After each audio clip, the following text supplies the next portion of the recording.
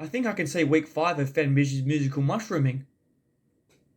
Yes, that's right, I'm back for week 5 of my segment where I get the first 25 albums suggested by you, draw 2 of them out of a hat and listen to them over the course of the week, and then I select one from the list of my choosing. I Need Drugs by American rapper Necro is the first hat-pulled album for this week. Okay, so there is Not Offensive, Offensive, and then there is Necro. There is Crossing the Line, and then there is Necro! This man has no boundaries when it comes to his lyrical content. If you are easily offended or have a bit of a weak stomach, listening to this album is not something that you should ever do. Fortunately, I am not easily offended, and for the music I can say this. The man can rap, there is no doubt about that. There was quite a few catchy songs for the first half of it, but I found I didn't get as much enjoyment out of the second half. Apart from the joke song STD, which gave me a good fucking laugh. It also features 3 on-air freestyle raps, proving Necro's ability to spit rhymes at a moment's notice. Now, hip-hop and rap is not a genre I listen to very often. I think this is the first full-length album by an American rapper that I've listened to in my lifetime. But I can definitely give my tick of approval to say that the album was entertaining, and I enjoyed it for the most part. As sick as its content was, I give it 7 slime buckets out of 10. Album number 2 for this week is based on a true story by Fat Freddy's Drop. Sex music!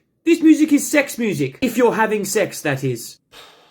It's also very good high music. Don't ask me how I know that. The genre falls somewhere along the lines of funky, reggae, soulful jazz music. It features a multitude of smooth-sounding instruments, including the saxophone, trombone, and keyboard. And if you're looking for a chill time, Based on a True Story has your back. With all 10 of the tracks on the album exceeding the 5-minute mark, this album gives you a big old dosage of funky, reggae, soulful jazz sex music. It is the absolute polar opposite of the other 2 albums I've had for this week, which has been a nice change from the furious anger. This album scores 8 buds out of 10. Wait, do you know where my other 2 went? The album I chose from the suggestions list this week was F8 by Five Finger Death Punch. Now, Five Finger Death Punch have always been quite an angry sounding metal band that quite often address the concept of how fucked the world is thanks to the human race being a bunch of selfish, greedy fuckwits. I've also noticed this vocalist has very well pronounced lyrics, and the drums always have exceptional production. But anyway, about the album, I was actually a little bit let down by it, to be honest. I've heard quite a bit of Five Fingers music in the past. I listened to Volume 1 of their 4th album a few years back,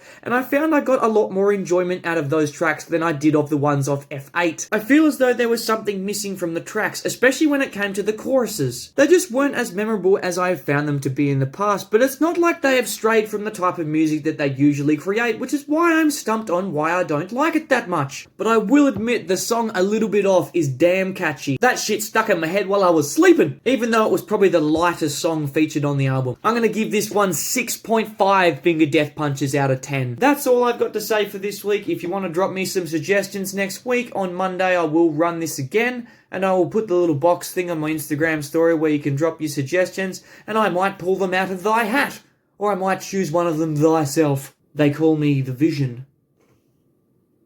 Got a really short fuse today.